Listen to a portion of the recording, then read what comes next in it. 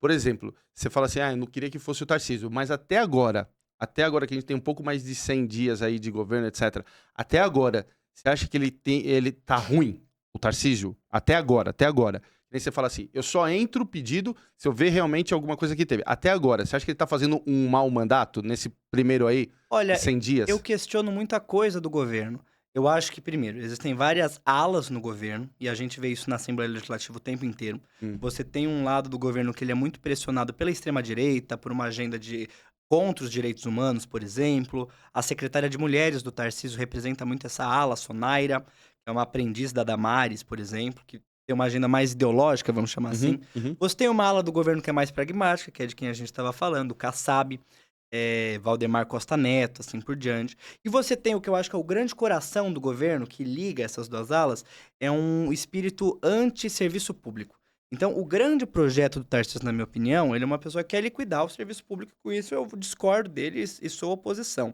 Tanto que aquele vídeo que eu acho até um pouco esdrúxulo das marteladas, Qual o vídeo da aquele vídeo que ele tá na B3, que Ah, ele tá tá. leiloando, que Hum. daí ele se excede lá e assim por diante. Acho que aquilo ali foi uma demonstração meio besta, mas eu acho que aquilo ali reflete, um espírito dele que ele próprio disse naquela ocasião, tava com saudade de dar martelada, tava com saudade de leiloar, a coisa pública. O projeto dele, o estudo para privatizar a EMAI, o estudo para privatizar a Sabesp, o estudo para privatizar novas linhas da CPTM, tudo isso mostra que é um governo que não tem apreço pela coisa pública, e disso eu discordo. Eu acho que esse é o principal centro do governo. Tem coisas que a gente apoia, tem coisas que a gente discorda. Então, por exemplo, fomos favoráveis, achamos que ele acertou ao ter sancionado o projeto do Canabidiol, por exemplo. Achamos que ele errou ao ter vetado o projeto que dava validade indeterminada aos laudos de pessoas com transtorno de espectro autista. A gente derrubou por unanimidade esse veto na Assembleia. Votamos a favor de um projeto que o governo mandou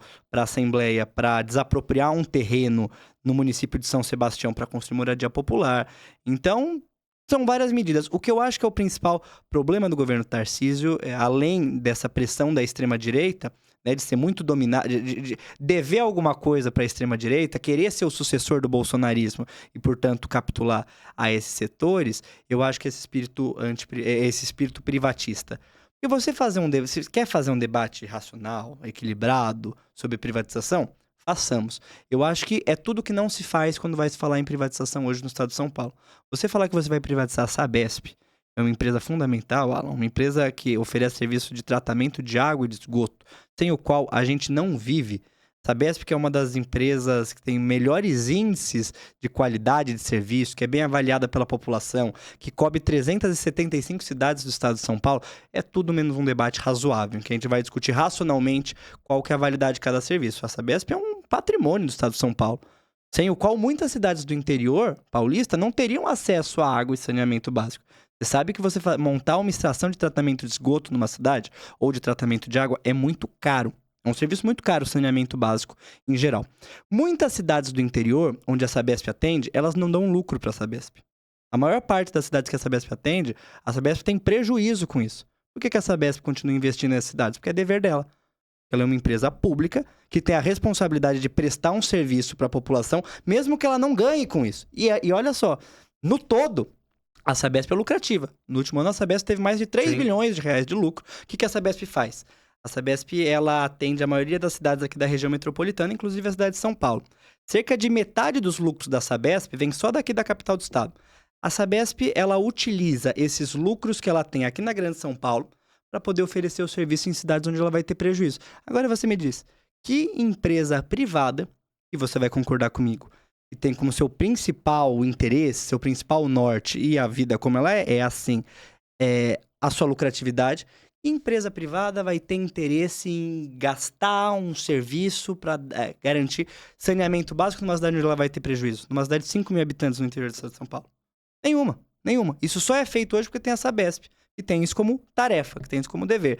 Então eu acho que o debate que é feito hoje sobre a privatização da Sabesp é um debate totalmente racional. Um debate totalmente desarrazoado. Ó, eu entendo o que você tá falando, mas o que você tá falando não faz parte na parte de se privatizar a Sabesp. Porque assim, se privatizar a Sabesp, vamos colocar assim, se privatizar.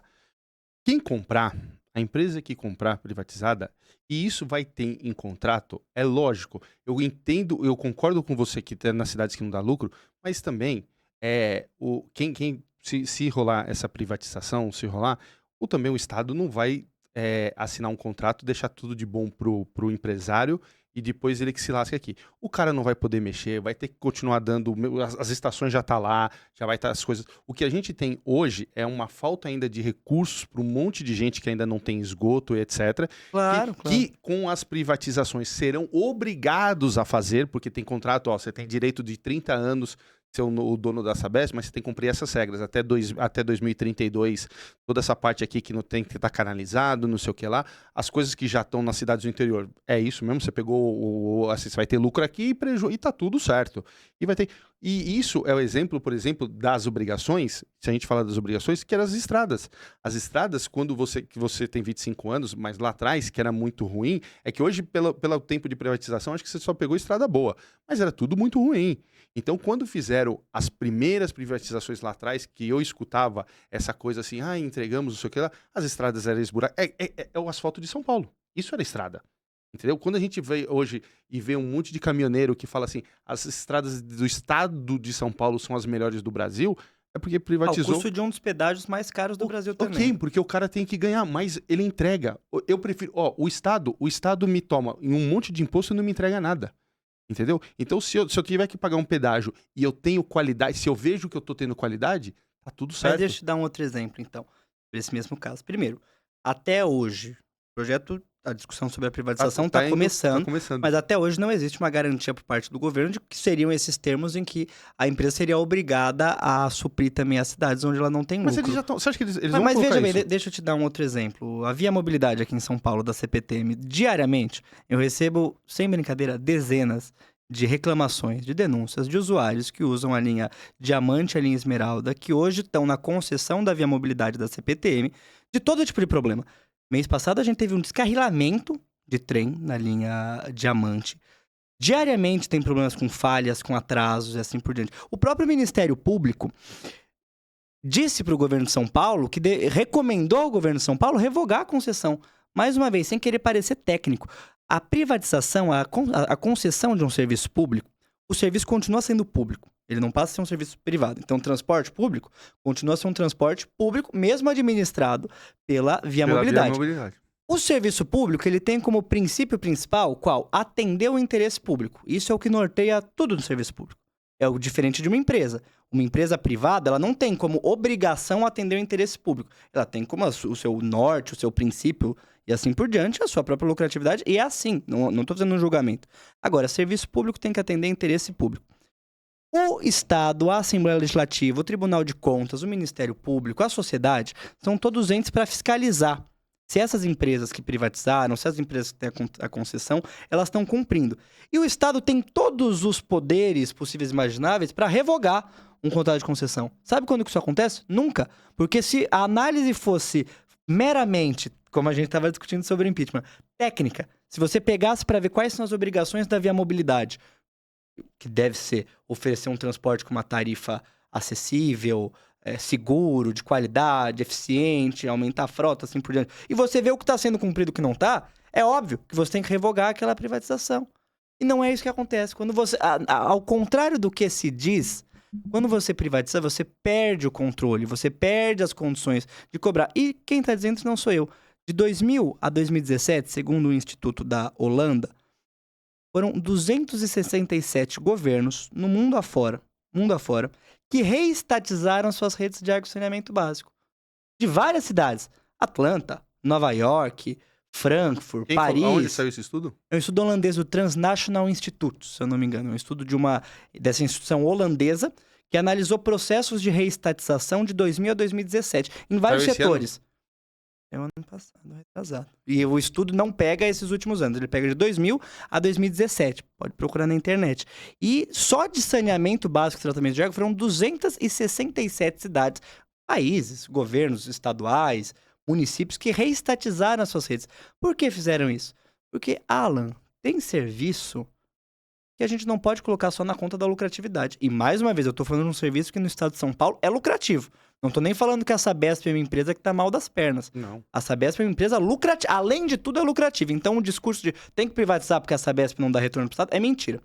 Mesmo que a Sabesp não desse retorno, porra, a gente tá falando de água, saneamento básico. É um bem essencial. A gente aprende na escola desde cedo que sem água a gente vive 4 dias. Sem saneamento básico, você pega uma série de doenças. A não universalização do saneamento básico, ela tá diretamente ligada à mortalidade infantil, à mortalidade da população e assim por diante. É completamente irracional. Por isso que eu digo, se quer fazer um debate racional, com dados, com informações, ver onde deu certo, ver o que não deu certo e assim por diante. Para se falar da privatização, façamos, eu estou disponível para discutir. Agora, não é isso que eu vejo quando a gente vai falar da maioria das privatizações aqui. Você tem fatos, você tem precedentes, você tem dados, do outro lado você tem só o discurso de ódio à coisa pública.